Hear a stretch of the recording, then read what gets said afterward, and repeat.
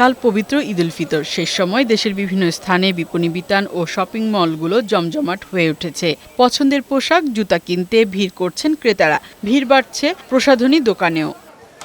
শেষ মুহূর্তে জমজমাট বন্দরনগরী চট্টগ্রামের ঈদ বাজার। সকাল থেকে মধ্যরাত পর্যন্ত ক্রেতাদের ভিড়ে মুখর হয়ে উঠেছে নগরীর প্রধান প্রধান মার্কেট ও ফ্যাশন হাউসগুলো। এদিকে ক্রেতাদের পছন্দসই নতুন ডিজাইনের কাপড়, জুতা, সুগন্ধি সহ নানা ধরনের পণ্যে দোকান সাজিয়েছেন বিক্রেতারা। কক্সবাজারের সরগম শপিং মলগুলো শুধু স্থানীয় বাসিন্দারাই নন, পর্যটন কেন্দ্র হওয়ায় দেশের বিভিন্ন স্থান থেকে আসা দর্শনার্থীরাও কেনাকাটায় যোগ দিয়েছেন। ফলে সৈকতের এই নগরীতে ঈদ বাজার অন্য রূপ নিয়েছে।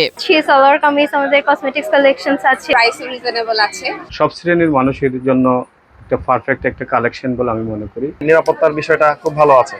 টহল টিম আমাদেরকে জেলা পুলিশ সহযোগিতা করতেছে। শেষ মুহূর্তের কেনাকাটায় এখন মুখর গাজীপুরের শপিং মলগুলো। সব বয়সী ক্রেতাদের উপস্থিতিতে জমজমাট হয়ে উঠেছে ঈদ বাজার। বিশেষ করে পাঞ্জাবি, থ্রি পিস ও প্রসাধনীর দোকানগুলোতে ভিড় সবচেয়ে বেশি। অন্য বছরের তুলনায় এই বছর কেনাকাটার পরিবেশ ভালো হওয়ায় স্বস্তিতে ক্রেতারা। যে দাম চাই নেওয়ানোর মতো না, যার যার সাধ্য তার মত। ভিড় একটু কমই আজকে আছে, মোটামুটি নাগালের ভিতরে আছে। মানুষ কেনাকাটা করে স্বস্তি পাচ্ছে। আলহামদুলিল্লাহ ভালোই চলতে আছে আমাদের বেচা কিনা। ঈদকে সামনে রেখে বরিশালে জমে উঠেছে শেষ মুহূর্তের কেনাকাটা। বিলাসবহুল শপিং মল আর দোকানগুলোতে ভিড় বেড়েছে।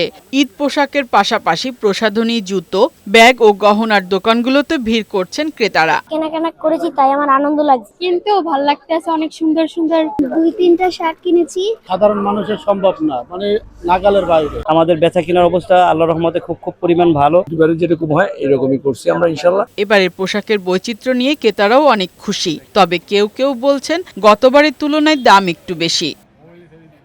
ফারহানা শিমু, বৈশাখী সংবাদ।